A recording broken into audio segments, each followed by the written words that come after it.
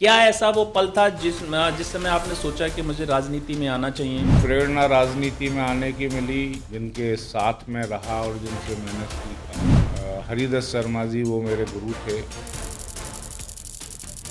भट्टा परसोल आखिर घटना क्यों हुई थी? वह जमीन जिस पर सदियों से वो खेती भी कर रहा है, अपना घर परिवार भी चलाता है, बच्चों को पढ़ाता है, शादियां करता है, जी। उसको एकाएक छीन लिया जाए कम दामों में।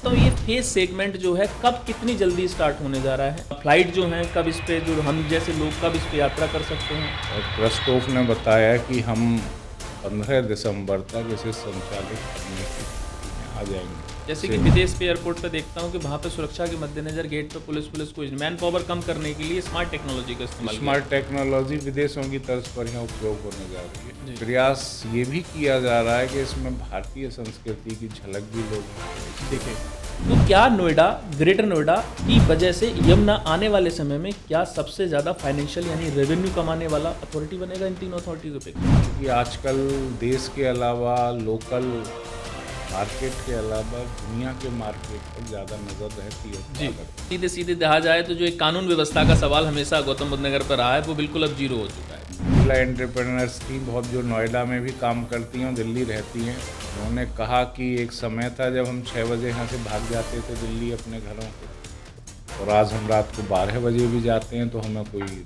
डर का एहसास नहीं होता। किसी की जमीन उठाई और आपने बेच दी, आप सरकार है तो ऐसा कर सकते हैं? क्या ऐसी कोई नियमावली बनी हुई है? मैंने कोई ऐसी नियमावली नहीं है। जब ये मैंने सरकार के संज्ञान में लाया, मुख्यमंत्री भी इसमें सख्त हुए। कमिश्नर सिस्टम आने के बाद क्या लॉ एंड ऑर्डर की सिचुएशन कितनी मजबूत हुई? आज IPS रैंक के दर्जनों अधिकारी हैं। क्विक रेस्पॉन्स सिस्टम भी तेज हुआ है। उत्तर प्रदेश की विकास की उड़ान अब आसमान छूने जा रही है। देश का सबसे बड़ा जेवर इंटरनेशनल एयरपोर्ट और इसके पीछे वो चेहरा जिसने किसानों से संवाद करके असंभव जो होता है ना, असंभव को संभव कर दिखाया।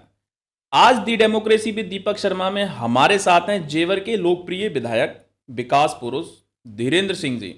हम बात करेंगे उनसे अपने सपने की जो अब हकीकत बनने जा रहा है, एयरपोर्ट से एम्प्लॉयमेंट तक, किसानों से इंडस्ट्रियल हब तक।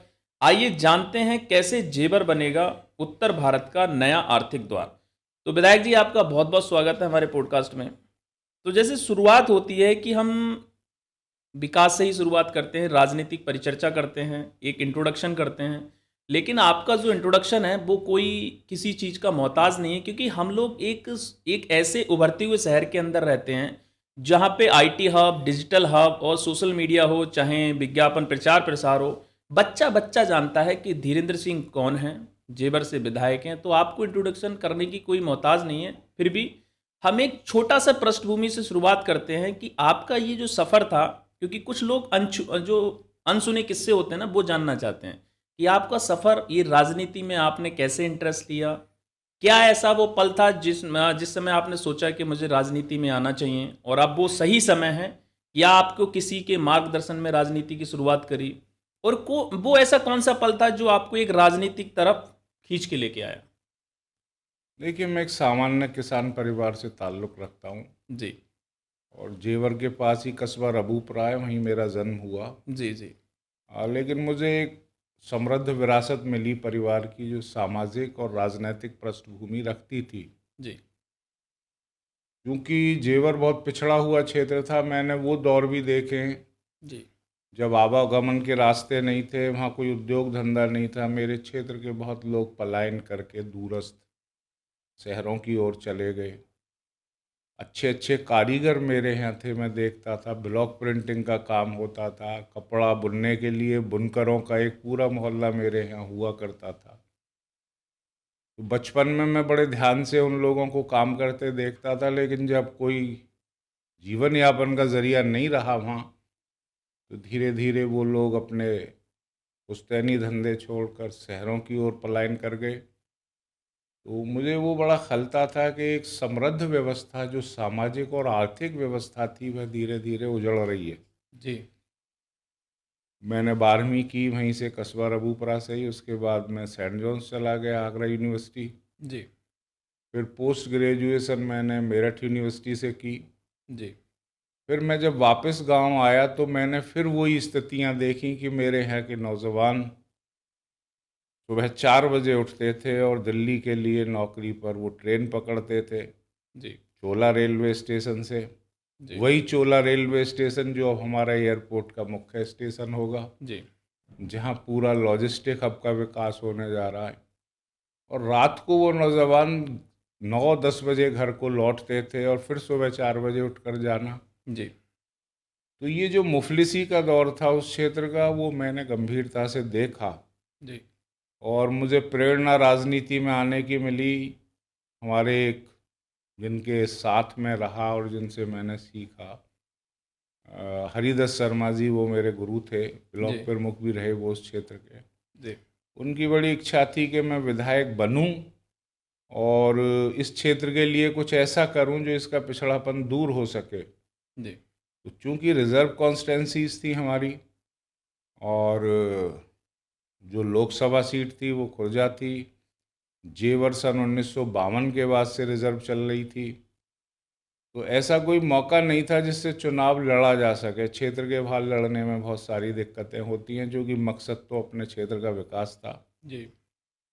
खैर, जब मैं पहला चुनाव लड़ा सन 2012 का, जी। तो वो मैंने कांग्रेस से लड़ा, लेकिन तब तक हरिदत्त शर्मा स्वर्ग से धार चुके थे। उनकी बड़ी इच्छा थी कि मैं चुनाव लड़ के जीतूं जी। और 2012 में जीत के नज़दीक पहुंचते पहुंचते मैं वो चुनाव हार गया। जी। उसके बाद फिर भारतीय जनता पार्टी से 2017 में मुझे टिकट मिला जी। और वो चुनाव मैंने जीता और उसके बाद मेरी जो राजनीतिक यात्रा है वो सही तरीके से प्रारंभ हुई। जी। लेकिन उससे पहले भी सन 2006 में जी। जो कस्बा रबूपुरा है वो छोटी म्यूनिसिपैलिटी है, मैं वहाँ का चेयरमैन भी रहा। जी। तो काम करने का तरीका मैंने उस दरमियान सीखा। जी। उससे पहले मेरी भाभी चेयरमैन थी, तो काम दाम जो डेवलपमेंट के थे वो मैं ही देखता था कैसे होना है। जी। तो उससे मुझे तजुर्बा प्राप्त हो गया काम करने का। 2017 में बनने के बाद मेरा राजनीतिक सफ़र शुरू हुआ। राजनीति में आने का मकसद क्षेत्र की मुफलिसी, नौजवानों की वो दुर्दशा जो मैंने देखी थी, उनकी क्या ज़िंदगी पारिवारिक रही होगी, जो लोग सुबह 4 बजे उठकर नौकरी करने के लिए निकल जाते थे। असंख्य वो कारीगर, दस्तकार लोग जो धीरे धीरे मेरा क्षेत्र छोड़कर अन्य कहीं अपने पुरातन कामों को छोड़कर और कामों के लिए निकल गए। तो ये मेरे मन में एक भावना थी कि आखिर कब यह क्षेत्र विकसित होगा, कब इस लायक बन पाएगा कि यहाँ के लोग तो कहीं बाहर जाए ना, बल्कि बाहर के लोगों को यहाँ ऐसा मौका मिले जिससे वो अपना जीवन यापन कर सकें। इसी उद्देश्य को लेकर मैं राजनीति में आया। बहुत अच्छी बात बताई, क्योंकि आपकी जो शुरुआती राजनीतिक सफ़र था, कैसे आपने, क्योंकि एक जैसे आपने रबूपुरा का नाम लिया, क्योंकि नगर पंचायत है वो, और नगर पंचायत से जब भी कोई राजनीति की शुरुआत होती है तो ना विकास डेवलपमेंट आराम से सीखा जा सकता है, क्योंकि जो आपने जिस तरीके से तजुर्बे को अपने बताया, क्योंकि कांग्रेस से आपकी शुरुआत थी, उसके बाद आपने विचारधारा अपनी चेंज करी और आप बीजेपी की तरफ आए। बीजेपी से आपको टिकट भी मिला, क्योंकि पार्टी ने आप पे भरोसा भी जताया और उस भरोसे को आपने कायम भी रखा, और आप इस समय 2 बार यानी कि सेकंड टर्म्स के एमएलए हैं।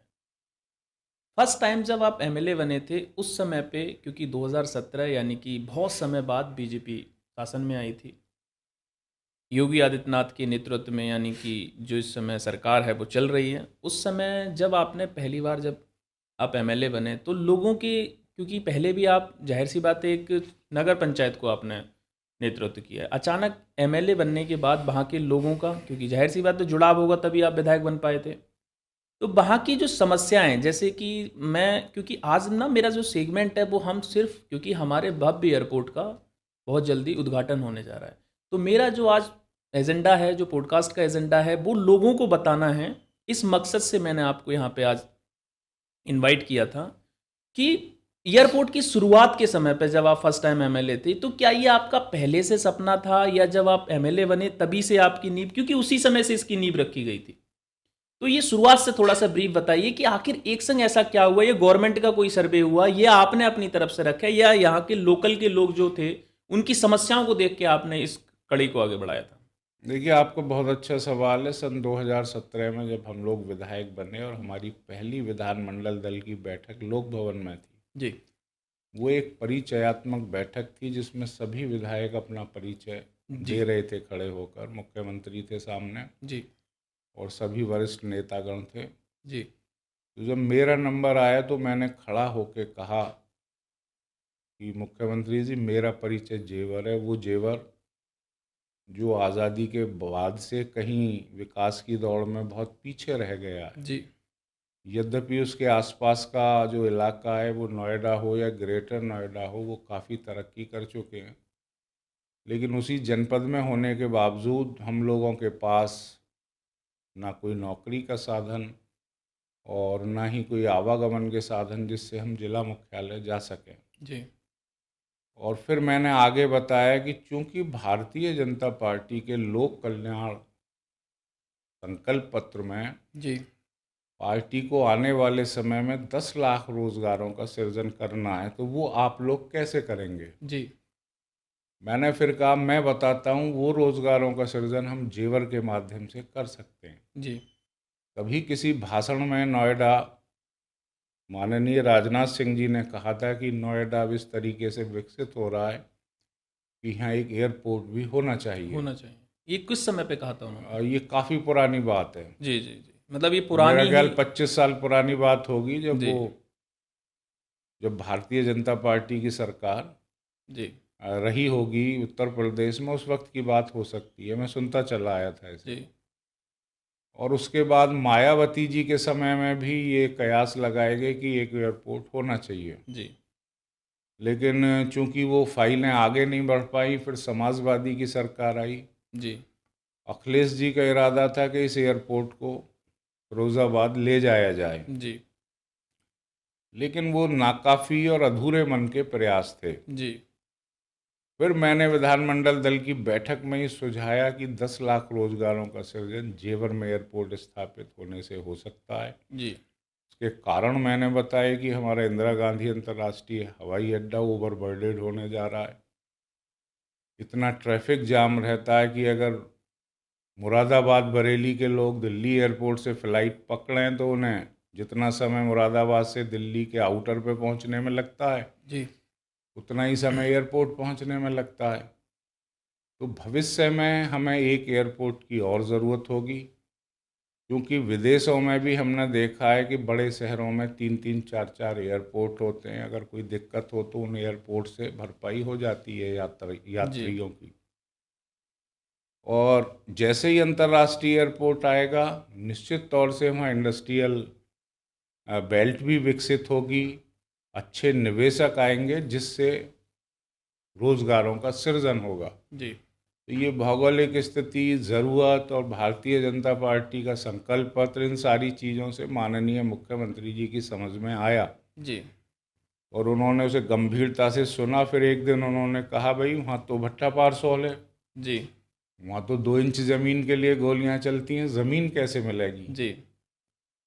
मैंने कहा, देखिए, हमने मुफलिसी देखी है बहुत ज़्यादा आज़ादी के बाद से, मैं प्रयास करूँगा, आप प्रपोज़ल को आगे बढ़ाइए। जी।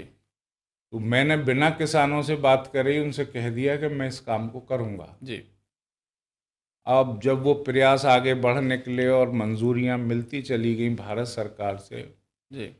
2018 में अगस्त का महीना था, हमारा सत्र चल रहा था मानसून, तो ये खबरें आने लगीं इलेक्ट्रॉनिक मीडिया अखबारों के माध्यम से कि जेवर एयरपोर्ट में किसान सहमति नहीं दे रहे, ये एयरपोर्ट हरियाणा अथवा राजस्थान ट्रांसफ़र हो सकता है। जी। क्योंकि वहाँ की सरकारें भी प्रयासरत थीं कि इस अच्छे प्रोजेक्ट को वो हथिया लें। तो मुझे अच्छा नहीं लगा। मैंने सोचा कि बड़ी मुश्किल से तो हम एक ऐसी परियोजना लाएं जो वहाँ की तस्वीर को बदल सकती है, वहाँ के भविष्य को बदल सकती है। अगर ये प्रोजेक्ट भी हाथ से निकल गया तो फिर से अंधकार में जेवर आ जाएगा। बाद आपने देखा होगा कि इस ज़िले में सारी एक्टिविटीज़ डेवलपमेंट की रुक गई थी। जी। जी। यमुना प्राधिकरण की ऐसी नीतियां थीं पुराने अधिकारियों की, उन्होंने निष्प्रयोज्य ज़मीनों को खरीदा, वो कर्ज में डूबकर बंद होने के जी। कगार जी। पर जी। था। ग्रेटर नोएडा भी भारी कर्ज में था। तो इन सारी बातों को देखते हुए मैं गया विधानसभा में। मैंने अध्यक्ष जी से परमिशन ली कि मुझे बीच में जाना पड़ेगा क्योंकि मेरे यहाँ थोड़ी दिक्कत हो रही है। फिर मैं वापस अपने क्षेत्र में आया और मैंने बहुत सोचा कि मैंने हमेशा किसानों के हक के लिए लड़ाई लड़ी है। भट्टा पारसोल आंदोलन में मैंने भूमि अधिग्रहण कानून का विरोध किया, किसानों के हकों की बात की। सन 2013 का भूमि अधिग्रहण कानून बनवाने में हम सभी किसान भाइयों के साथ मिलकर हमने जो प्रयास किए, कहीं ऐसा ना हो कि अधिग्रहण की जल्दी में किसानों के वो अधिकार खत्म हो जाएं। तो ये द्वंद्व मेरे मस्तिष्क में था, लेकिन मैंने तय किया कि हो सकता है आज हमारे किसान भाइयों को जो मिलने वाले फ़ायदे हैं वो कुछ कम नज़र आएं, जी। लेकिन उससे जो हमारे आने वाला भविष्य है, हमारी आने वाली नस्लें, उनके लिए एक ऐसा रास्ता बन जाएगा जो खुशहाली की तरफ जाएगा। जी। तो मैंने अपने द्वंद्व को छोड़ते हुए उस रास्ते को चुना कि नई एयरपोर्ट बनना चाहिए। और मैं किसानों के बीच में गया, मैंने उनसे चौपालें की जगह जगह, घर में जाकर उन्हें समझाया कि बड़ी मुश्किल से एक ऐसा प्रोजेक्ट हमें मिला है हम्म। और ये हमारा सौभाग्य है कि उत्तर प्रदेश में 403 विधानसभा हैं हम्म। और वो प्रोजेक्ट 403 में से जेवर को मिला और उसके बाद भी वो यहाँ से चला जाए जी। तो मैं तो अपने आप को माफ़ कर नहीं पाऊंगा, लेकिन आपकी आने वाली पीढ़ियां भी आपको माफ़ नहीं करेंगी। जी। धीरे धीरे एक रास्ता बना हमारी वार्ता के बाद और किसानों ने सहमति देनी आरंभ कर दी। और फिर एक दिन ऐसा आया कि 15 दिन मुझे घूमना पड़ा किसानों के बीच में। जी। फिर हमने जब सहमति का आंकड़ा पूरा कर लिया, फिर मुख्यमंत्री के यहाँ जाके हमने सहमतियाँ सौंपी और उस प्रोजेक्ट का रास्ता साफ हुआ, जो पूरे उत्तर भारत के लिए एक ऐसी सौगात है जो इसे पूरा इलाके को वो परिवर्तित करने में सक्षम है। जी। और यह जो अंतर्राष्ट्रीय हवाई अड्डा है जिसे हम अब शुरू करने जा रहे हैं बहुत शीघ्र, ये उत्तर प्रदेश की जीडीपी का तो बहुत बड़ा आधार बनेगा ही। मुझे ऐसा लगता है कि जब जब देश के विकास की बात होगी या विकास की महत्वपूर्ण योजनाओं की बात होगी तो जेवर एयरपोर्ट का नाम अवश्य लिया जाएगा और हम देश के लिए भी 2047 तक जो विकसित भारत का लक्ष्य है उसमें भी हमारा जेवर क्षेत्र एक बहुत बड़ी भूमिका निभाने जा रहा है। मुझे इस बात की खुशी है। जैसे आपने एक विस्तार से बताया कि सपना किसका था और सपने को साकार करने का काम किस सरकार में हुआ। लोगों ने सोचा भी, अदर स्टेटों ने भी सोचा कि ये योजना, क्योंकि ये जो योजना है ये एक योजना नहीं है, ये एक भविष्य है। क्योंकि हर किसी के लिए आने वाले समय में ट्रैफिक हो, जो ट्रैफिक की व्यवस्थाएं हैं, क्योंकि जाहिर सी बात है गाड़ियाँ बढ़ती जा रही हैं, पॉपुलेशन बढ़ती जा रही है, क्षेत्र उतना ही है। अब डेवलप होने में कितना समय लगता है उसके अनुसार, क्योंकि जितना अभी आपने एक रिपोर्ट भी देखी होगी कि उत्तर प्रदेश सबसे ज़्यादा फ्लाई करने वाला शहर बना है। सबसे ज़्यादा जो यात्री होते हैं वो अपने उत्तर प्रदेश से यात्रा करते हैं, क्योंकि उत्तर प्रदेश से यात्रा भी इसलिए करते हैं कि उत्तर प्रदेश सबसे बड़ा राज्य है, सबसे बड़ा सूबा है, राजनीति के हिसाब से भी, पर्यटन के हिसाब से भी होने जा रहा है। और इस समय पे देखा जाए तो पॉपुलेशन तो है ही, डेवलपमेंट के बारे में भी होने जा रहा है। जिस तरीके से जो ग्रोथ इंजन है यानी कि योगी आदित्यनाथ के विजन में वो लगातार बढ़ रहा है। जिस तरीके से एक सपना देखा गया था वो उसकी 1 ट्रिलियन इकोनॉमी के लिए यूपीआईटीएस यानी कि इन्वेस्टर समिट के दौरान आपकी सरकार काम कर रही है। लेकिन सिर्फ योजना, मैंने जैसे कहा, सिर्फ आज मैं एयरपोर्ट से ही रिलेटेड रहूँगा। जैसे आपने बताया, क्योंकि सबसे बड़ा सेगमेंट भट्टा पारसोल अभी एक समय अभी शायद चल भी रही होगी, अभी कुछ समय पहले एक सीरीज भी आई थी, मूवी आई थी भट्टा परसोल की, उसमें स्टोरी भी दिखाई थी। तो भट्टा परसोल एक ऐसा यहाँ का एक इतिहास रहा है जिसको लोग लेके याद करते हैं, जिसको लोग लेके सोचते भी हैं। लेकिन सबसे बड़ी बात कि जब भट्टा परसोल का, यानी कि मैं तो यही बोलूँगा, घटना या कांड कुछ भी, आप उस समय पे राजनीति में एक्टिव थे, भट्टा परसोल आखिर घटना क्यों हुई थी? देखिए, आपने देखा होगा हमारा हाईवे बना, यमुना एक्सप्रेसवे, जी। और ब्रिटानिया हुकूमत का कानून था 1894 का। वो ज़रूरत महसूस हुई जी। भारत में जब अंग्रेज़ों ने विकास की योजनाएं आरंभ की। जी। उनका मकसद तो ये था कि यहाँ के विकास से वो अपने देशों को समृद्ध बनाएं। जी इसलिए उन्होंने कानून भी ऐसा ही बनाया जिसमें किसानों के अधिकारों को बहुत कम रूप में रखा और ज़मीन छीनने के अधिकारों को बढ़ा चढ़ा कर रखा। जी तो इस लूट का पर्दाफाश जब हुआ, जी जब लोगों ने देखा कि बहुत औने पौने दामों में 400 से 500 रुपये में किसानों से ज़मीनें लेकर जी बिल्डर उसे मुंह मांगे दामों में बेच रहे हैं। जेपी को एक प्रोजेक्ट दिया सरकार ने जी और हाईवे बनाने की एवज में अरबों रुपए की ज़मीन उसे चंक दिए गए उत्तर प्रदेश में। जी तो जेपी ने उसे डेवलप करके 40-40 हज़ार रुपये मीटर में बेचना आरंभ किया। जी मैं आपको एक उदाहरण देता हूँ। जो हमारी ज़मीन है जहाँ मैं रहता हूँ भट्टा पारसौल के आसपास, वो जी 800 रुपये पर स्क्वायर मीटर ली गई थी। जी जेपी को वो उसी रेट में दे दी गई। जी जेपी ने उसे गॉडसंस को दे दिया। जी गॉडसंस ने उसे 40 से 60 हज़ार रुपये मीटर में बेचा। जी जिन लोगों ने ज़मीनें वो ली आज वो उसे 1.5 से 2 लाख रुपए मीटर बेच रहे हैं। जी मॉरल ऑफ द स्टोरी ये है कि किसान के जीवन यापन का जरिया उसकी ज़मीन होती है। वह ज़मीन जिस पर सदियों से वो खेती भी कर रहा है, अपना घर परिवार भी चलाता है, बच्चों को पढ़ाता है, शादियां करता है, जी उसको एकाएक छीन लिया जाए कम दामों में, बिना ये सोचे कि उसका जीवन यापन भी सुरक्षित रखने की योजनाएं हों, जी और दूसरे लोग उसे जीवन यापन का जरिया बना लें, मुनाफा कमाने का जरिया बना लें। तो ये सबसे बड़ी बात थी जो भट्टा पारसौल के आंदोलन में किसानों की समझ में आई। जी क्योंकि वहाँ काफ़ी बड़ा हादसा हो गया था, गोलियां चली, लोगों की मृत्यु हुई। मैं उसमें बहुत एक्टिव रहा था और उसी आंदोलन का परिणाम आज 2013 का भूमि अधिग्रहण कानून। तो इस आधार के बाद जब किसानों ने अपने अधिकारों को समझा, उसके नतीजे के तौर पर बहुत आंदोलन हुए। उसके बाद भी अदालत भी जानने लगी कि किसानों के साथ हक तलफी हो रही है। इसलिए भट्टा पारसौल का आंदोलन किसान आंदोलनों के इतिहास में एक महत्वपूर्ण भूमिका रखता है।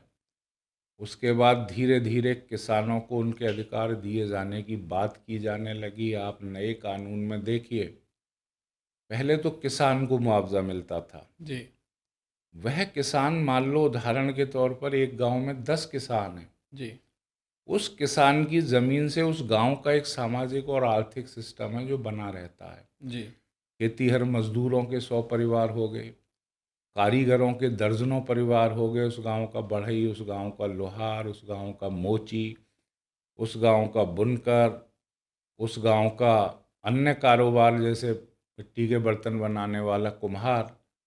तो ये एक व्यवस्था थी जो उस किसान की खेती पे आधारित थी। जी आपने किसान को मुआवजा दे दिया और आपने असंख्य परिवारों को उजाड़ दिया जो उस किसान की ज़मीन पर अपना जीवन यापन करते थे। इसीलिए तो शहरों की तरफ पलायन बढ़ा। तो इस सोच के साथ उस आंदोलन में काम हुआ था और यही सोच बाद में दिल्ली तक पहुंची, अदालतों तक पहुंची। आपने देखा होगा उसके बाद ही बहुत सारे ऐसे आदेश हुए अदालतों के जिसमें किसानों को राहत मिली।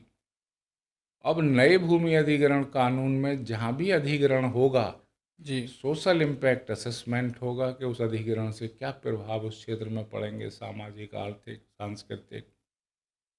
और किसान को मुआवजा देने के साथ साथ नए भूमि अधिग्रहण कानून में यह भी प्रावधान किए गए हैं, जिन लोगों का रोजगार उजड़ेगा जी उनकी व्यवस्था के लिए इस कानून में गारंटी दी गई है। जी तो ये एक महत्वपूर्ण बदलाव था। लेकिन मुझे बड़ी हैरत होती है कि जेवर एयरपोर्ट के लिए हमने ज़मीनें लीं और किसानों का इसमें कितना बड़ा योगदान रहा कि उन्होंने 2 गुने मुआवजे पे ही, जबकि वो ग्रामीण क्षेत्र था। संघर्ष हुआ प्रोजेक्ट की वाइबिलिटी का वर्सेस किसानों के मुआवजे का। मुझे इसे झेलना पड़ा। मैंने मुख्यमंत्री से बार बार कहा कि ये ठीक नहीं है, 4 गुना मुआवजा मिलना चाहिए किसानों को। बिल्कुल मिलना चाहिए। लेकिन जब वाइबिलिटी आती थी प्रोजेक्ट की कि अगर महंगी ज़मीन अभी से ले ली गई तो उसका नुकसान भी प्रोजेक्ट की कॉस्ट बढ़ने के कारण हो सकता है, ना यानी बना प्रोजेक्ट पाएं, रोक, हाँ बिल्कुल रोक जा सकता है। रुक जा। तो ये बड़ा द्वंद्व रहा। तो इसलिए हमने फिर बात की मुख्यमंत्री से, किसानों को मिलवाया क्योंकि ये शहरी क्षेत्र घोषित हो चुका था, 12A इम्पोज हो चुकी थी इंडस्ट्रियल एक्ट की, तो नियम अनुसार तो 2 गुना ही मुआवजा बनता था, लेकिन सुविधाएं वहाँ शहरी कुछ नहीं थी।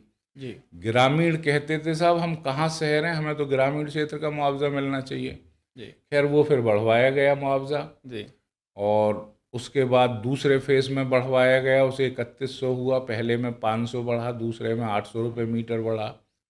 और अब जब मैंने किसानों को मिलवाया तीसरे और चौथे फेज में, तो मुख्यमंत्री जी ने सहृदयता दिखाते हुए सीधा 1200 रुपये प्रति मीटर का इजाफा किया। जी यानी उसका परिणाम यह हुआ कि हम ग्रेटर नोएडा से भी ज़्यादा मुआवजे पे आ गए, जबकि ग्रेटर नोएडा बहुत पहले का बसा हुआ है। तो ये विज़न प्रदेश के मुख्यमंत्री का है। मुझे नहीं लगता कि कभी कोई मुख्यमंत्री किसानों से सीधी बात करता हो और प्रदेश के प्रोजेक्ट्स के लिए इतनी ज़्यादा गंभीरता रखता हो, नियमित समीक्षा कर कहाँ तक पहुँचा प्रोजेक्ट। अभी पिछले दिनों मेरी बात हो रही थी मुख्यमंत्री जी से बिहार को लेकर, जी तो जब डिस्कस हुआ कि एक हमारा ऐसा प्रांत जहाँ से पूरी दुनिया को सभ्यता का, संस्कृति का संदेश दिया गया। जी मगध साम्राज्य को कौन नहीं जानता, नालंदा को कौन नहीं जानता, मौर्य साम्राज्य का वहीं से उदय हुआ, गौतम बुद्ध की कर्मस्थली वो रही, गुप्त साम्राज्य उसी के इर्द गिर्द घूमा। आज वहाँ जो डेवलपमेंट हुआ है, मुख्यमंत्री मुझे बता रहे थे कि सिर्फ 2 एयरपोर्ट हैं वहाँ, और वो भी बहुत जीर्ण शीर्ण अवस्था में। आज उत्तर प्रदेश के पास 5 तो अंतर्राष्ट्रीय एयरपोर्ट हैं और काफ़ी तादाद एयरपोर्ट की हो गई है। तो जो सोच हमारे मुख्यमंत्री की है, और 2017 के बाद जिस तरीके से एयरपोर्ट ने छलांग लगाई है, एयरपोर्ट हो या आर्थिक स्थिति हो प्रदेश की, तो वो अपने आप में हैरान करने वाली है। अभी मैं वर्ल्ड बैंक के चेयरमैन का भाषण सुन रहा था जिसमें उन्होंने तारीफ की थी मुख्यमंत्री की। आज हम सेकंड नंबर की इकोनॉमी हो गए, जो 5वें 6ठे नंबर की हुआ करते थे। तो मुख्यमंत्री जी का विज़न, उनके काम करने के जो घंटे हैं, वो निश्चित तौर से इस प्रदेश को नंबर 1 पर तो पहुंचाएंगे ही। जी और यहाँ मेडिकल डिवाइस जैसा प्रोजेक्ट आ गया, पूरे देश को 5 मिले थे, एक उत्तर प्रदेश को मिला और वो भी जेवर को मिला। जी फिल्म सिटी मुख्यमंत्री जी इसलिए बनवाने हैं जा रहे हैं, जो हमारी प्रतिभाएं हैं आसपास की, उन्हें एक ऐसा मंच मिले, फिल्म बनाने वाले लोगों को एक ऐसा बेहतरीन, आर्टिफिशियल इंटेलिजेंस का आज ज़माना है, आधुनिक तकनीक से युक्त ऐसे संसाधन यहाँ उपलब्ध हों जिससे आदमी आए और अपना प्रिंट लेकर ही बाहर निकले। सारी फैसिलिटी के साथ फिल्म इंडस्ट्री बन रही है। जी अनेकों मल्टीनेशनल कंपनियां यहाँ निवेश कर चुकी हैं। कोरोना के 2 काल आए, लेकिन सबसे ज़्यादा निवेशकों की तादाद अगर उस काल में भी रही तो वो जेवर में रही। तो कुल मिलाकर यह मुख्यमंत्री जी का विज़न है, देश के प्रधानमंत्री का वह विज़न है जिसमें उन्होंने सोचा था उड़ान योजना के तहत कि चप्पल पहनने वाला व्यक्ति भी हवाई जहाज़ में यात्रा करे। तो हम सभी लोग मिलकर प्रधानमंत्री और मुख्यमंत्री जी के विज़न को साकार करने के लिए एक रास्ता बना रहे हैं, और हमारा प्रयास है कि आने वाले समय में जेवर अपने क्षेत्र के लोगों की खुशहाली का ही नहीं, वरन पूरे भारतवर्ष की खुशहाली का माध्यम बने। इस भाव से सभी लोग मिलकर काम कर रहे हैं। मैंने क्वेश्चन पूछा एक, मेरे क्वेश्चन के सेगमेंट थे, लेकिन आपने सभी का जवाब दे दिया उसी सेगमेंट में ही, क्योंकि आपने विस्तार से जिस तरीके से एक एक पॉइंट टू पॉइंट बताया कैसे क्या हुआ, अधिग्रहण से लेके, विकास से लेके, डेवलपमेंट से लेके, उत्तर प्रदेश की ग्रोथ को लेके, इन्वेस्टर्स को लेके, क्योंकि जेवर यमुना एक्सप्रेस वे यानी कि पूरा एक ऐसा लखनऊ का हमारा मिड सेगमेंट यानी कि देखा जाए इस रास्ते से गुजरता है। इंटरनेशनल एयरपोर्ट के साथ साथ, क्योंकि ये एयरपोर्ट एक ऐसा एयरपोर्ट है जो उत्तर प्रदेश की, क्योंकि उत्तर प्रदेश की नाक भी कहा जाता है, फाइनेंशियल हब भी कहा जाता है, कैपिटल हब भी कहा जाता है, और फाइनेंशियल ग्रोथ जहाँ से निकलती है, जो ग्रोथ का इंजन होता है, वो भी गौतम बुद्ध नगर से निकलता है। और गौतम बुद्ध नगर के अंदर एक ऐसा एयरपोर्ट, एक भव्य एयरपोर्ट, अंतर्राष्ट्रीय एयरपोर्ट, जो आने वाले समय में वर्ल्ड को पहचान देने जा रहा है। नोएडा पहले देश में जाना जाता था, एयरपोर्ट आने के बाद अंतर्राष्ट्रीय लेवल पे अब इसकी पहचान बहुत बड़े लेवल पे, ऐसा नहीं है, योगी आदित्यनाथ के विजन में सरकार ने यानी कि विदेशों में भी पहचान बनाई है। उत्तर प्रदेश की पहचान, नोएडा की पहचान रहती थी क्योंकि दिल्ली से सटा हुआ है, लेकिन अब जो पहचान है गौतम बुद्ध नगर यानी कि एयरपोर्ट आने की वजह से, अब वो इंटरनेशनल, क्योंकि यात्री आएंगे, बार बार लोग ट्रैवलिंग करेंगे, तो जाहिर सी बात है विदेशी यात्रा भी होगी। ट्रैवल यानी ट्रांसपोर्ट कार्गो का सबसे बड़ा हब होगा। तो एक्सपोर्ट इंपोर्ट की संभावनाओं की वजह से विदेश के साथ रोजगार की भी यात्राएं जो एक बॉर्डर क्रॉस करके यानी कि दिल्ली की पोर्ट की होने की वजह से कार्गो की वजह से जो अब उत्तर प्रदेश के अंदर कार्गो का लोड बढ़ने जा रहा है। तो जब भी क्या होता है कोई इस तरीके की योजनाएं होती हैं तो सरकार को भी बहुत सारा रेवेन्यू प्राप्त होता है, क्योंकि कार्गो एक हमारा सबसे बड़ा पैसा कमाने का जरिया होता है, एक सरकार के लिए जरिया होता है, व्यापार का सबसे बड़ा सुगम यात्राओं के यानी ट्रैवलिंग का साधन होता है। उत्तर प्रदेश के अंदर जैसे देखा गया कि आपने जिक्र किया फिल्म सिटी का, फिल्म सिटी आने जा रही है, बहुत सारे मेडिकल डिवाइस यानी कि मेडिकल डिवाइस की आपने पार्क की बात करी। तो अब जैसे फेस सेगमेंट की बात करते हैं, क्योंकि एयरपोर्ट, फिर हम दूसरे क्वेश्चन पे जाएंगे सेगमेंट, क्योंकि अब एयरपोर्ट का ही क्वेश्चन क्लोज कर लेते हैं। कितना लगभग, क्योंकि ये जो अभी एक ट्रायल था फ्लाइट का, वो ट्रायल भी हो चुका है पूरा, कैलिबर फ्लाइट जो मतलब ट्रायल होना चाहिए वो पूरा हो चुका है। किस सेगमेंट पे है एयरपोर्ट? और हम जिस तरीके से डेली मैं देखता रहता हूँ कि सीएम की विजन यानी कि वो वीकली, मुझे लगता है वीक में 2 बार भी कभी कभी समीक्षा मीटिंग करते हैं एयरपोर्ट को लेके, क्योंकि उनका ये ड्रीम प्रोजेक्ट है। और वो जो ड्रीम प्रोजेक्ट है वो ग्राउंड पे आ चुका है। रीज़न उनकी मेहनत, उनकी श्रद्धा कह लो या उनकी दृढ़ निश्चितता कह लो, और उसकी विजन में आप जैसे लोगों ने इस चीज़ को, इसकी जो कायाकल्प होती है ना वो पलट दी, और आपने स्वर्णिम अक्षरों में अपना नाम लिखा दिया है। तो मैं जानना चाहता हूँ ये फेस सेगमेंट जो है कब कितनी जल्दी स्टार्ट होने जा रहा है, कब इसका जो फेस है वो कब फ्लाइट जो हैं कब इस पे जो हम जैसे लोग कब इस पे यात्रा कर सकते हैं, इसकी कोई डेट निश्चित हुई है, और कितना सेगमेंट में ये कंप्लीट हो चुका है? उससे पहले मैं आपको एक घटना बताना चाहूँगा। अभी जब मुख्यमंत्री आए थे पिछले जी दिनों, जी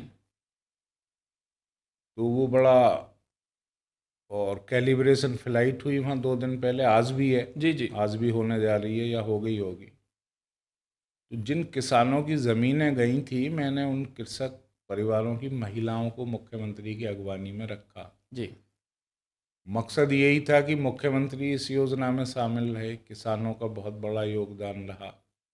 एक जनप्रतिनिधि होने के नाते मैंने प्रयास किए। जी तो वो सभी लोग उस दिन वहाँ मौजूद थे जिस दिन मुख्यमंत्री समीक्षा बैठक करने आए थे। जी क्योंकि मेरा मानना ये है कि हम विकसित भारत की बात कर रहे हैं 2047 तक। अगर हम इन विकास की योजनाओं में उस वर्ग को भी साथ लेकर चलेंगे जिनकी ज़मीनों पर यह विकास होता है, तो हम जल्दी उस लक्ष्य को हासिल कर जी पाएंगे। खैर, अब मैं विषय पर आता हूँ। जी वह विषय है कैलिब्रेशन फ़्लाइट। आज भी हो रही है, ये 2-3 बार होती है। जी वैलिडेशन फ़्लाइट हो ही चुकी थी विगत दिनों। मुख्यमंत्री आए थे, उन्होंने एक एक चीज़ की समीक्षा की, उसके बाद वो प्रधानमंत्री जी से भी मिले।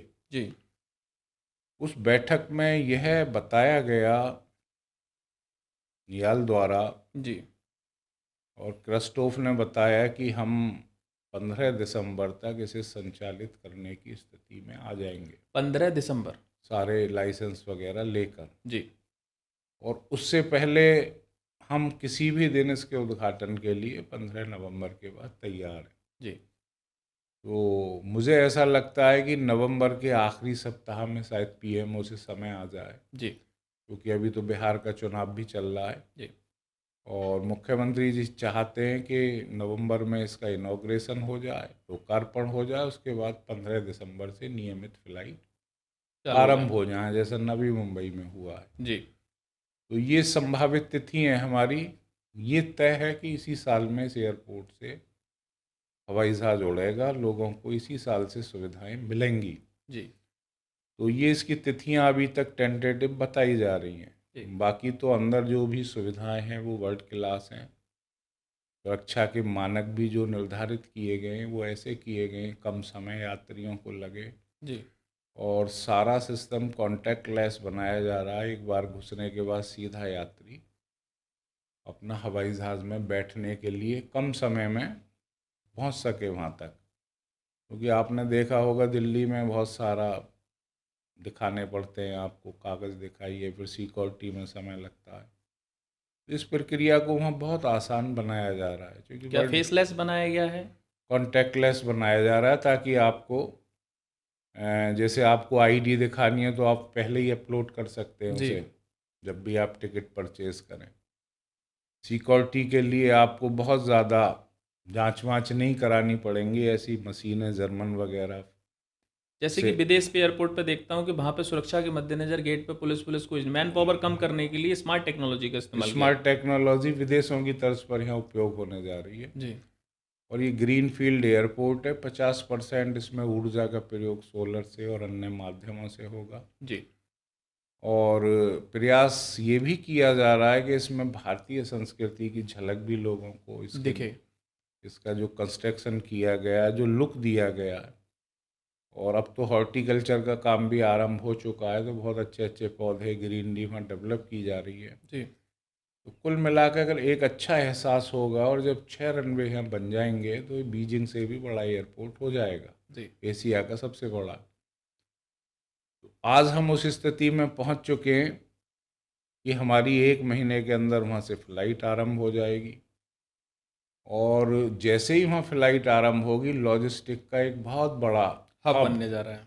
बनने इसलिए जा रहा है क्योंकि अगर हम कनेक्टिविटी की बात करें तो जल मार्ग को छोड़ते हुए यह एयरपोर्ट दुनिया की बेहतरीन कनेक्टिविटी वाला एयरपोर्ट बनने जा रहा है। जी जैसे हम गंगा एक्सप्रेसवे को जोड़ रहे हैं, जैसे हमने मुंबई दिल्ली कॉरिडोर को जोड़ ही जोड़ दिया दिया है। NHAI के माध्यम से, जैसे हम यमुना को ईस्टर्न पेरिफेरियल से जोड़ रहे हैं, जी जैसे कि ईस्टर्न और वेस्टर्न डेडिकेटेड फ्रेट कॉरिडोर को हम जोड़ रहे हैं, तो सीधे हम दिल्ली मुंबई रेलवे लाइन और दिल्ली हावड़ा रेलवे लाइन से जुड़ जाएंगे। जी बाकी जो हाई स्पीड ट्रेन है उसके भी हमने 4 स्टॉपेज की DPR सबमिट कर दी है। वो हमें 3 घंटे में बनारस पहुंचा देगी यहाँ से, जी जो एयरपोर्ट से होकर जाएगी। और भी बहुत सारे विकल्प मेट्रो के, पॉड टैक्सीज़ के, जो अभी हमारे पूल में उन पर कार्य किया जा रहा है। जी तो यही चाहिए एयरपोर्ट से, कनेक्टिविटी लोगों को सुगमता के लिए। और एक सबसे बड़ी बात जो मैं आपको बताना चाहता हूँ, जी उत्तर प्रदेश में ऑयल पर काफ़ी कम टैक्स है, क्रूड ऑयल पर। ये जो डीजल पेट्रोल होते हैं दिल्ली में ज़्यादा है, तो तकरीबन 18% का वो फ़ायदा होगा यहाँ के यात्रियों। जी तो मुझे ऐसा लगता है कि दिल्ली और अन्य शहरों की तुलना में है टिकट भी कम होगा एयर का, जी सस्ती हवाई यात्रा होगी। तो अभी जब हम मुख्यमंत्री जी के साथ विजिट पर गए थे तो बारीकी से देखा, बहुत भव्य बनाया गया अंदर, सारी सुविधाओं से युक्त। मुख्यमंत्री जी भी डायरेक्ट कर गए थे कमियों को देख कर के, आउटर ये अभी इसमें ये काम होना है, अभी देखिए वो रह गया। उन सब की तैयारी चल रही है। और प्रधानमंत्री जी की जहाँ सभा होनी है उस स्थल का भी निरीक्षण किया गया था। जी तो बस अब इंतज़ार है कि देश के प्रधानमंत्री दोबारा से जेवर की सरजमी पर उतरें और एक उस चिर प्रतीक्षित एयरपोर्ट को इस देश को समर्पित करें, जो आने वाले समय में इस भारत की तरक्की की उड़ान किस तरीके से रही उसे प्रदर्शित करेगा। उत्तर प्रदेश के उस विज़न को प्रदर्शित करेगा जहाँ संस्कृति का भी एहसास है, जहाँ कमिटमेंट भी है, और जहाँ 25 करोड़ आवाम की खुशहाली का राज भी छिपा हुआ है। वह एयरपोर्ट समर्पित होगा शीघ्र ही इसी साल में। इस भावना से सभी लोग काम कर रहे हैं। अपने क्योंकि एयरपोर्ट की मेन था, एक हर किसी के अंदर क्यूरियोसिटी है लगातार। हालांकि एयरपोर्ट का जो काम है, कैलिब्रेशन फ़्लाइट होने के बाद सब लोगों को एक आइडिया है कि हम कभी भी, लेकिन मुझे जो लगता है कि डेट हो सकती थी ये, यानी कि एक्सटेंड नहीं होती। बिहार चुनाव की वजह से थोड़ा सा समय लगा इस डेट को आगे जाने में। और एक संभावित, जैसे आपने बताया कि संभावित डेट 15 नवंबर और 15 दिसंबर के बीच में उद्घाटन के बाद फ़्लाइट चालू हो सकती है। क्योंकि एयरपोर्ट आने के बाद, एयरपोर्ट चलने के बाद यहाँ पे ट्रैफिक व्यवस्थाएं भी बढ़ेंगी। जब एयरपोर्ट चलेगा तो फ़्लाइट इधर से उधर मूव करेंगे। आप भी जानते हो कि आपको यहाँ से आने में समय लगा होगा, मुझे घर से आने में आधा घंटा लग जाता है, जबकि मात्र 5 मिनट का रास्ता होना चाहिए, क्योंकि ट्रैफिक हैवी होता है अंदर जब चलते हैं। तो जैसे जब एयरपोर्ट की तरफ, तो वहाँ पे बहुत सारा ज़मीनों का एक्विजिशन हो चुका है, क्योंकि अब मैं दूसरे सेगमेंट पे जा रहा हूँ। जब ज़मीनों के, जब कोई बड़ा, एक एयरपोर्ट की इतनी बड़ी ब्रांडिंग है कि भव्य एयरपोर्ट आने जा रहा है, और ऐसा एयरपोर्ट जो एशिया का नंबर 1 एयरपोर्ट भी बनेगा, जिस तरीके से उसकी नींव रखी गई है। और क्योंकि एयरपोर्ट उत्तर प्रदेश के अंदर का है, तो जाहिर सी बात है पूरे उत्तर प्रदेश का जो लॉजिस्टिक हब है वो भी यही बनेगा। तो जो दिल्ली का लोड बहुत सारा दिल्ली पे भी, यानी कि रोज़गार जो होना चाहिए, यानी कि जो एक पैसे का रेवेन्यू जनरेशन होना चाहिए, वो भी यूपी की ग्रोथ बनेगा इससे। जब यहाँ पे आसपास के फिर इंडस्ट्री बनेगी, इंडस्ट्री डेवलप होगी। तो अभी क्या, यमुना के पास, यमुना प्राधिकरण का क्षेत्र आता है, यमुना प्राधिकरण के क्षेत्र में जैसे लगातार एक्सटेंशन पे एक्सटेंशन, यानी कि कहा जाए एयरपोर्ट मैन भी उनको नाम दिया गया था। मैं बात कर रहा हूँ जो सेवानिवृत्त हो चुके हैं, यानी रिटायर्ड हो चुके हैं अपनी जॉब से, अरुणवीर सिंह साहब।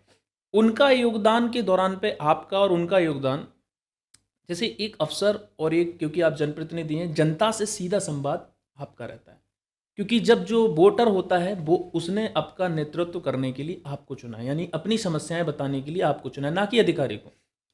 तो आपकी समस्याओं ने, आपने पूरी तरीके से मुआवजे का रेट भी बढ़वाया। मुआवजे का रेट जैसे आपने बताया कि इस रेट में ग्रेटर नोएडा का कितना है, और आपने, क्योंकि मुख्यमंत्री का विजन प्रोजेक्ट था, मुख्यमंत्री इसको चाहते थे कि ये हो, और ये सपना जो है इस समय पे बिल्कुल कामयाब होता हुआ हो गया है, और कामयाब दिख रहा है आने वाले भविष्य में। तो जैसे अब बहुत सारी ऐसी चीज़ें बताइए, क्या यमुना प्राधिकरण ने नीतियों के तहत प्लॉट का ऑक्शन, नीतियों के तहत प्लॉट का आवंटन, क्योंकि यमुना अथॉरिटी अब भाई एक हब मिल गया ना, उसके लिए एक आइडेंटिटी मिल गई कि यमुना के क्षेत्र में एयरपोर्ट आता है। तो क्या नोएडा, ग्रेटर नोएडा की वजह से यमुना आने वाले समय में क्या सबसे ज़्यादा फाइनेंशियल यानी रेवेन्यू कमाने वाला अथॉरिटी बनेगा इन तीनों अथॉरिटी की अपेक्षा? देखिए, इसमें कोई दो राय नहीं है, तो कोई सवाल ही नहीं है।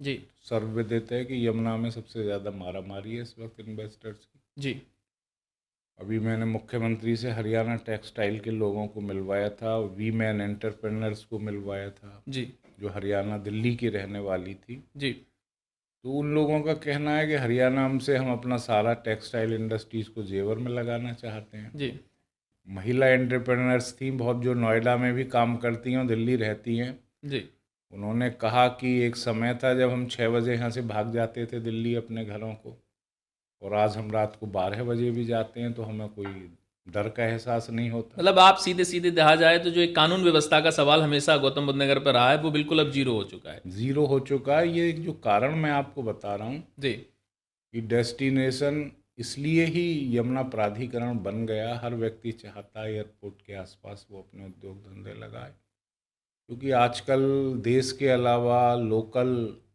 मार्केट के अलावा, दुनिया के मार्केट पर ज़्यादा नज़र रहती है जी उत्पादकों की। कैसे वो जल्दी कच्चा माल जो वहाँ से आना है, मान लो कोई मोबाइल इंडस्ट्री हो, उसे कुछ पार्ट्स जी बाहर से मंगाने हों, तो दिल्ली अगर वो उतरेगा तो पूरे दिन नो एंट्री वहाँ उसे मिलेगी, जी और दूसरे दिन वो या रात को अपना आएगा, दूसरे दिन फैक्ट्री में आएगा। जी अब चूंकि कार्गो के लिए अलग रास्ता हमने डिज़ाइन किया है इस एयरपोर्ट के लिए, जिसका मेन रास्ते से कोई मतलब नहीं है, जी यात्री वाले से, उससे हम सीधे जा सकेंगे। मुख्यमंत्री से चाह रहे हैं कि कृषि के उत्पाद भी, जो हम कृषि की उपज करते हैं, उन्हें भी शीघ्रता से बाहर भेज सकें, जी उसके लिए भी हम व्यवस्था कर रहे हैं। और हम पूरा एक लॉजिस्टिक हब डेवलप कर रहे हैं, जो डिस्ट्रिक्ट बुलंदशहर की तरफ चोला स्टेशन मैंने आपको बताया था, जी वह चोला स्टेशन जहाँ कभी मेरे क्षेत्र के नौजवान सुबह 5 बजे पहुँच जाते थे यात्रा जी करने के लिए। तो ये सारी जब व्यवस्थाएं वहाँ हो जाएंगी तो इसमें कोई दो राय नहीं है कि यमुना जिस तेज़ी से आगे बढ़ा है, और पर्यटन की आगे संभावना वृंदावन में वहाँ की योजनाएं शुरू हो चुकी हैं। तो ग्रेटर नोएडा और नोएडा तो बची यमुना की वजह से रहे, जी असलियत पूछी जाए। अगर ये जेवर एयरपोर्ट नहीं आता तो देखिए नोएडा के पास तो ज़मीनें जमीन ही बची नहीं नहीं है है। ग्रेटर नोएडा ग्रेटर में। नोएडा में सीएजी का ऑडिट हुआ था, पुरानी सरकारों के 50-50 करोड़ हजार के घोटाले निकले। घोटाले, और उनकी जमीनें सब डिस्प्यूटेड में है, वो तो कोर्ट केस चल रहे हैं। इन लोगों ने तो किया क्या था कि पुरानी सरकारों ने और ब्यूरोक्रेट्स ने मिलके इनको सबको लूट का अड्डा बना दिया जी था। किसान इसमें सबसे ज़्यादा पिसता था, औने पौने दाम में किसानों से ली, और फिर जो खेल शुरू होता था वो ना आपसे छिपा ना किसी और से। बिल्कुल आज योगी जी की सरकार आने के बाद कम से कम उन घोटाले तो नहीं हो रहे। आज किसान से बात तो की जा रही है, उसको इसका हक मिल रहा है।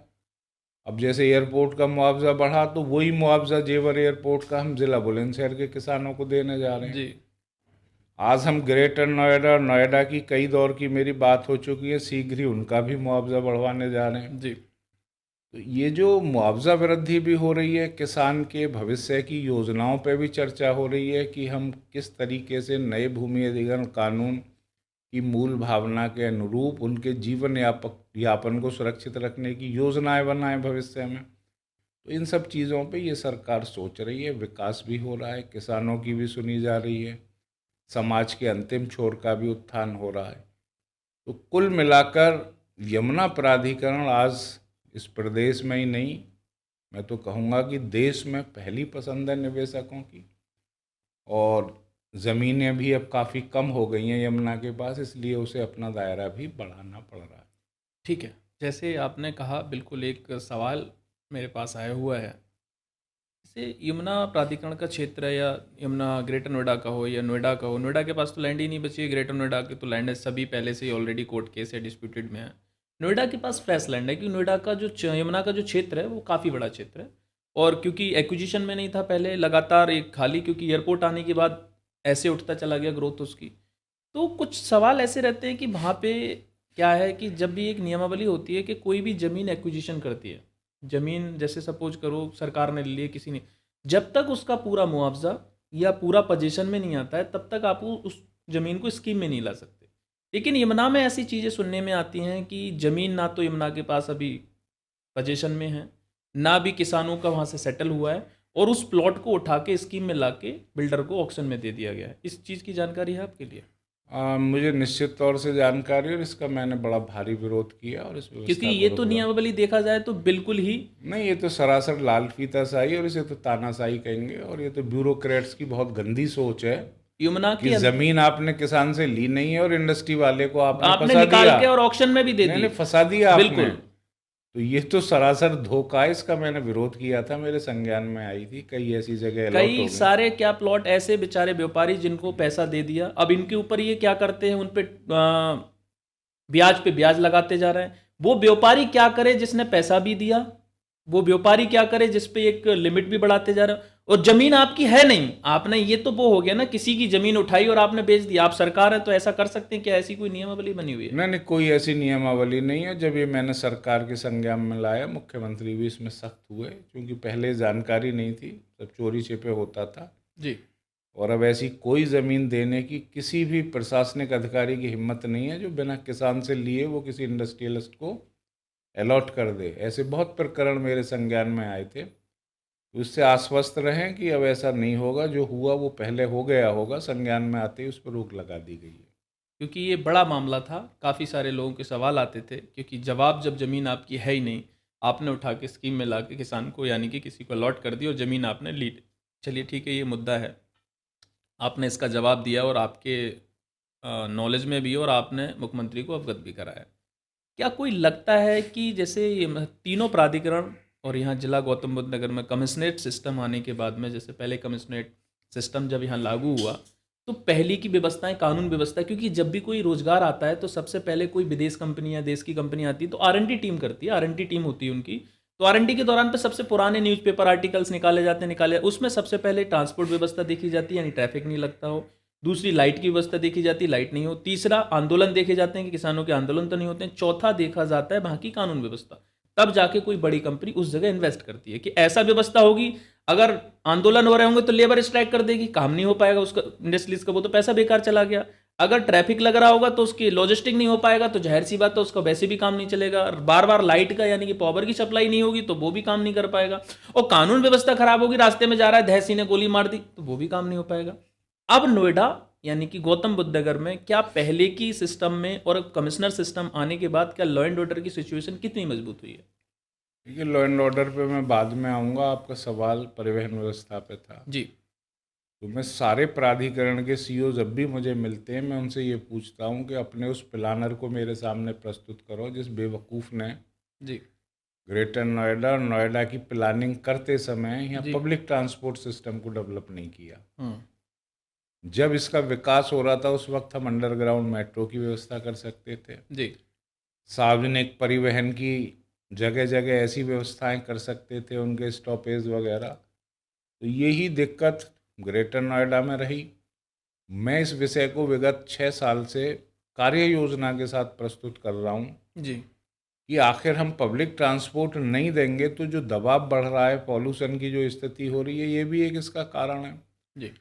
अब हमने कुछ हाइड्रोजन बसेस ली हैं, मैं एयरपोर्ट से भी शीघ्र ही चलवाने जा रहा हूँ बसेस हाइड्रोजन, और अपने क्षेत्र में भी चलवाने जा रहा हूँ। मेरा निरंतर दबाव है पब्लिक ट्रांसपोर्टेशन पे कि शहर जो हम विश्व स्तरीय कहते हैं जिसे, अगर उसमें हमारा पब्लिक ट्रांसपोर्टेशन सिस्टम बेहतर हो जाएगा तो वास्तव में विश्व स्तरीय हो जाएगा। लॉ एंड ऑर्डर आपने देखा होगा, जहाँ पहले एसएसपी बैठते थे, पुलिस कम थी, आज आईपीएस रैंक के दर्जनों अधिकारी यहाँ दर्जनों मौजूद अधिकारी हैं। हैं। क्विक रेस्पॉन्स सिस्टम भी तेज़ हुआ है। और मैंने बताया कि दिल्ली की महिला एंटरप्रेनर्स जो नोएडा में फैक्ट्री लगाती हैं, वो कह रही हैं कि हम तो रात को 12 बजे भी जाते हैं। मुझे ऐसा लगता है कि मुझे कहने की आवश्यकता नहीं है, लॉ एंड ऑर्डर का उदाहरण तो विदेश में भी योगी जी का दिया जाता है। और योगी जी के राज में पूरे प्रदेश की कानून व्यवस्था में अभूतपूर्व सुधार आया है। जी और योगी जी को इसीलिए अन्य प्रांतों में भी पसंद कर रहे हैं। बिहार में चुनाव चल रहा है, वहाँ लोग डिमांड कर रहे हैं हमें योगी जी को मुख्यमंत्री के तौर पर दे दें। जी तो यहाँ की व्यवस्था भी कमिश्नरेट आने के बाद काफ़ी बेहतर हुई है। इसी वजह से इन्वेस्टर यहाँ आ रहे हैं और यही मेरी समझ से वजह हो सकती है आने की। आपने बहुत सही, क्योंकि जैसे मैंने कहा, क्योंकि कानून व्यवस्था की वजह से ही सबसे पहले देखा जाता है। आपने एयरपोर्ट के रिलेटेड सवालों का भी जवाब दिया, एयरपोर्ट से भी बताया, कब शुभारंभ होने जा रहा है वो भी डेट बताई, क्या कारण रहा था, किसका विजन था, ये भी आपने अच्छे तरीके से बताया। बस एक लास्ट क्वेश्चन और करते हैं। एक लास्ट क्वेश्चन ये है कि तीनों प्राधिकरणों के अंडर में, कंट्रोल में प्राधिकरण आता है, क्योंकि यहाँ से रेवेन्यू जनरेट बहुत होता है। प्राधिकरण में कहीं ना कहीं खबरों की छपती रहती है कि प्राधिकरण में ये विभाग में घोटाला हो गया, तीनों में कहीं ना कहीं करप्शन का नाम जुड़ा रहता है। तो इन करप्शन के कंट्रोल करने के लिए क्या योगी आदित्यनाथ कोई ऐसा अधिकारी या कोई ऐसा मॉनिटर, क्योंकि लगातार यहाँ अधिकारी आते हैं, सालों तक जमे रहते हैं, आपने चाहे इंजीनियर विभाग में देखे होंगे, चाहे किसी डिपार्टमेंट में देखे होंगे, वो यहीं आ रहे हैं और यहीं से रिटायर भी हो रहे हैं। कई सारे ऐसे भी उदाहरण मिले होंगे, कई सारे ऐसे भी उदाहरण मिले होंगे कि जो एक नियमावली 3 साल प्लस 5 साल की होती है मंडल और जिले की, उसको भी क्रॉस करने के बावजूद भी वो अपना सिस्टम ऐसा बनाते हैं और यहाँ से निकल नहीं पाते हैं। क्या कोई ऐसी नियमावली क्या मुख्यमंत्री जी के पास तक नहीं पहुँचती जो सभी अधिकारियों पर लागू होती है और नोएडा गौतम बुद्ध नगर के प्राधिकरणों पर आके वो जीरो हो जाती है? इस बारे में कभी आपने विषय उठाया है? देखिए, ये तो विषय ही पहले दिन से हम लोग इनकी कार्यशैली के विषय में विधानसभा के पटल से लेकर सरकार तक के संज्ञान में ला रहे हैं। जी इनकी नियमावली में भी हमने संशोधन कराया। पहले इनकी पोस्ट ट्रांसफरेबल नहीं थी, जी आईएएस पीसीएस को छोड़कर। वो संशोधन हमारी सरकार ने 2018 में किया। और जहाँ तक घोटालों की बात है, तो बड़े बड़े घोटाले पुराने समय में यहाँ हुए जो आपसे छिपे नहीं हैं। जी किस तरीके से रातों रात ज़मीनों के उपयोग को चेंज करके बिल्डर माफियाओं को फ़ायदे पहुँचाए गए, और जिनकी फहरिस्त इतनी लंबी है, अगर मैं लेना शुरू करूं उनके नाम, तो हो सकता है शाम तक हम इसी डिस्कशन पर हैं। जी हम पुरानी बातों पर नहीं जा नहीं रहे, जाते हुए मैं करंट। हम जा रहे हैं योगी जी की ट्रांसपेरेंसी की जी तरफ। जी प्रदेश बिल्कुल। बहुत बड़ा है, जी उनके प्रयास में कोई कमी नहीं है बिल्कुल। भ्रष्टाचार को समाप्त करने में, ये सभी जानते हैं। लेकिन गंदगी जो भी बाकी है अभी भी, वो नियमावली में परिवर्तन इसीलिए हुआ था कि इन्हें खौफ रहे कि इन्हें हटाया भी जा सकता जी है। तो वो खौफ आज भी विद्यमान है और प्रयास रहता है हम लोगों का, कोई ऐसी सूचना हमें करप्शन की मिलती है तो हम उसे सरकार के संज्ञान में लाते हैं। और प्राधिकरणों से बहुत सारे ऐसे काम, जैसे इन्होंने गांवों में सीवर लाइनें डाल दी, उनका सीवर ट्रीटमेंट प्लांट ही नहीं बनाया, वो ज़मींदोज़ हो गई, तो उन्हें सबको निकलवाया गया कि भाई आपने सारा पैसा ज़मींदोज़ कर दिया, इसे ऊपर लाइए। बहुत सारी योजनाएं, जैसे अब हम बिड सिस्टम पे जा रहे हैं ताकि प्राधिकरण का फ़ायदा हो और कोई नाजायज़ फ़ायदा ना उठा सके। उसके लिए सरकार सतत प्रयत्नशील रहती है कि ऐसी तरीके से भूखंडों का आवंटन हो जिसमें जो बीच के दलाल हैं उनका हस्तक्षेप समाप्त हो जाए और सीधा उसका फ़ायदा सरकार, प्राधिकरण और आम आदमी को हो। तो सरकार की तरफ से पूरे प्रयास किए जा रहे हैं। अगर आपकी नज़र में कोई भ्रष्टाचारी आए तो हमें बताइएगा, उसका इंतज़ाम करेंगे। बिल्कुल, जैसा कि आपने बताया, आपने एक एक क्वेश्चन का जवाब दिया, लेकिन कुछ ऐसे जवाब हैं जिन जवाबों का कोई भी जवाब नहीं होता। कोई भी क्वेश्चन कर लो, क्योंकि सरकार जिस दिशा में काम कर रही है उस दिशा का कोई जवाब नहीं है। हर कोई प्रभावित है, हर कोई जानता है, आपने तमाम सवाल मुद्दों का सही तरीके से 1 to 1 जवाब दिया। ऐसे तो जवाब जैसे आपने कहा करते चले जाओ तो शाम बीत जाएगी, क्योंकि नोएडा एक ऐसा, ग्रेटर नोएडा, गौतम बुद्ध नगर के ये जितने भी जोन हैं, ऐसे मुद्दे हैं जिनका जवाब दे पाना समय, यानी क्योंकि मुद्दे ही मुद्दे हैं। लेकिन फिलहाल सब मुद्दों को एक दिशा मिल चुकी है, एक ग्रोथ मिल चुकी है, और एक यहाँ पे सब लोग अपने अपने जीवन को जिस तरीके से एक सपने लेके आते हैं नोएडा जैसे शहर में, ग्रेटर नोएडा, गौतम बुद्ध नगर, यमुना जैसे क्षेत्र में रहने के लिए, उनको वो अब जो सुविधाएं हैं वो मिलने जा रही हैं और मिल भी रही हैं। तो लोग सब व्यापार भी, यानी कि रोजगार भी सबको क्रिएट हो रहा है। आपने तमाम ऐसे सवालों का जवाब दिया। धीरेन्द्र सिंह जी विधायक नहीं है, एक विजन है, एक ऐसा विजन जो किसानों की मुस्कान, युवाओं की नौकरी और यूपी की पहचान को जोड़ता है। जेवर एयरपोर्ट अब उड़ान भरने को तैयार है और इसके साथ ही उड़ान भरेगा एक नया उत्तर प्रदेश का सपना। आपका बहुत बहुत धन्यवाद जो आपने कीमती समय देकर हम लोगों के लिए समय दिया और लोगों के लिए बताया। Thank you.